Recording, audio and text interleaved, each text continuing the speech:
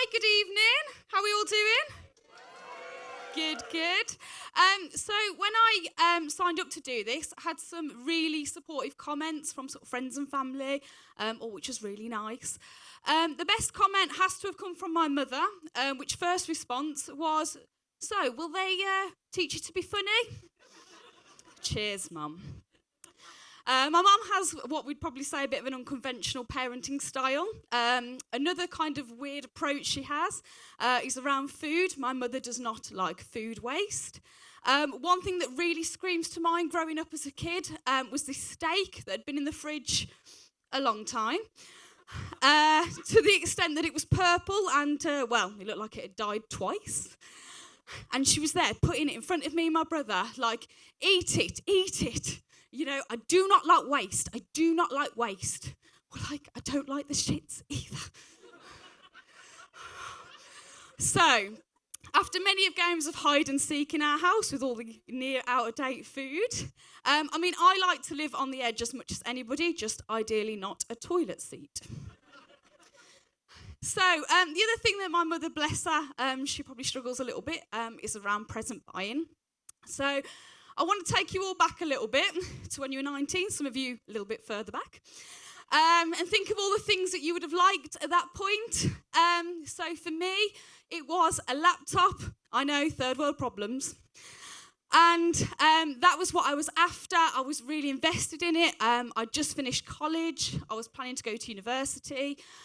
So really wanting this laptop to the extent I was leaving sort of ideas and hints all around the house, print-offs with my printer credits. And all these things, I couldn't make it obvious enough.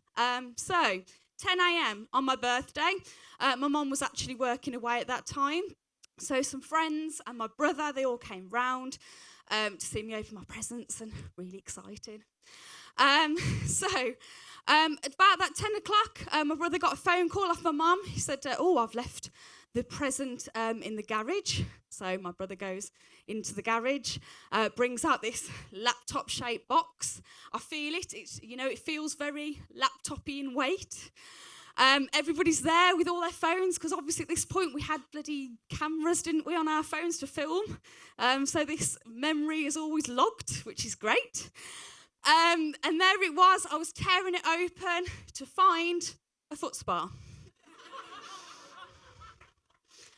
So I picked up the phone and said, "Mom, a foot spa." And she said, "Oh, well, I know you like to wash your feet. I also like a shower. It doesn't mean I want a bloody shower tray for my birthday, does it?" Honestly. But, I know it could be worse and I can't complain. And I know that for a fact because I used to work in retail. And at Christmas time, Jesus, there were some shit gifts. I mean, honestly. You'd always see Sweaty Sheila coming in on a Thursday, pensioner day, with her grandchild, little Johnny, little 5-year-old. And she'd have 10 of those bath sets. The kids' ones are about £1. And she'd said there's like scanning at the till, and there she'd be placing these on the till.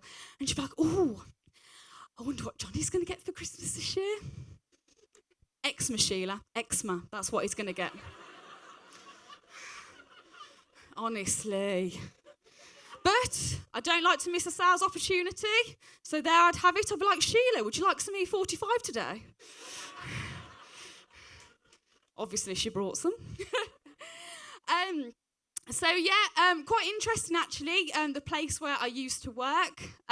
It's very close to where I used to live. I've now moved, don't live in that town anymore.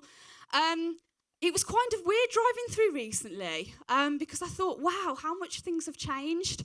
Same things have changed. We just didn't really have anything where I used to live. To kind of give you a bit of context on that. So we had and lost Greggs. I know. Who loses Greggs, right? Tesco, Peacocks, and even HSBC. Okay? And what was more a little bit worrying, as I carried on driving, I saw that even the church was boarded up. And I thought, Jesus Christ. It's bad when even God's left. You've been a lovely audience. Thank you very much. Give it up for Emma Ross.